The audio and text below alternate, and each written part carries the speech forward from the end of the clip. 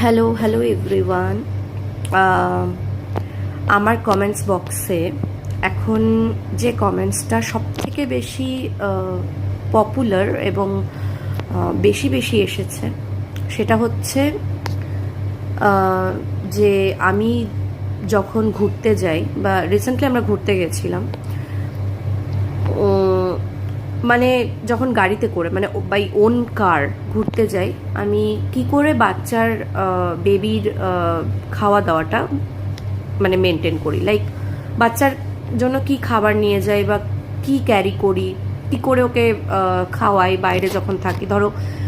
3-4 দিনের জন্য কোথাও ঘুরতে গেলাম, তো রিসেন্টলি বলবো না, মানে মাস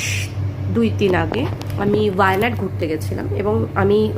3 দিনের জন্য গেছিলাম, আমি, আমার হাজব্যান্ড আর আমার কিড। সো দেখো, সকালে আমরা যখন বেরিয়েছিলাম মেনলি, তো আমার বাচ্চা না, মানে ছোটোর থেকে আমি এরকমভাবে ওকে হ্যাবিচুয়েটেড করিয়েছি যে ওর জন্য কোনো স্পেশাল আইটেম আমরা কোনো দিনই বানাই না, লাইক সো ওর জন্য কোনো স্পেশাল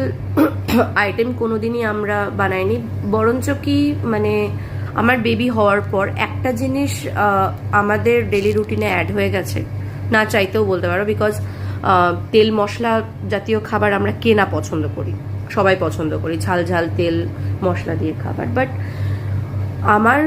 ডেলিভারির পর থেকে,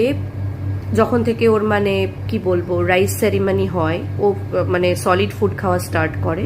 তখন থেকে বলছি, তো মানে ধরো হালকা কোনো খিচুড়ি বা সবজি, যে জিনিসটাই আমরা ভাবতাম যে বানাবো, সেটা এমনভাবে বানাতাম যে বাচ্চা থেকে শুরু করে আমাদের এজ অবধি আমরা সবাই খেতে পারবো। তো আলাদা করে স্পেশালি কোনো ফুড আমি ওর জন্য বানাইনি, যেটাই বানিয়েছি যে আমরা সবাই খেতে পারবো বাড়িতে। তো এই হ্যাবিটটা করার জন্য যে কি হয়েছে, ওর কোনোদিন ওর জন্য বাইরে গেলে যে কোনো স্পেশাল ফুড বানাতে হবে বা কিছু বানাতে হবে, সেই মাইন্ডসেটটা আমি রাখিনি বা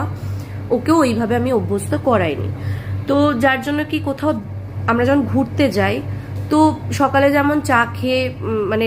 ব্ল্যাক টি, খুব একদম চিনি ছাড়া চা খেয়ে আমরা বিস্কিট দিয়ে চা খেয়ে বেরোই, সেভাবে ওকে সেখান থেকে শুরু করে একদম নর্মাল কোনো দোকানে গেলে দই ভাত, কোনো রেস্টুরেন্টে যদি হোয়াইট রাইস মানে আলাদা করে কার্ড নিয়ে খাওয়ানো যায়, যতটা সিম্পল ওয়েতে, সেইভাবেই আমি কিন্তু ওকে এরমভাবে অভ্যস্ত করিয়েছি।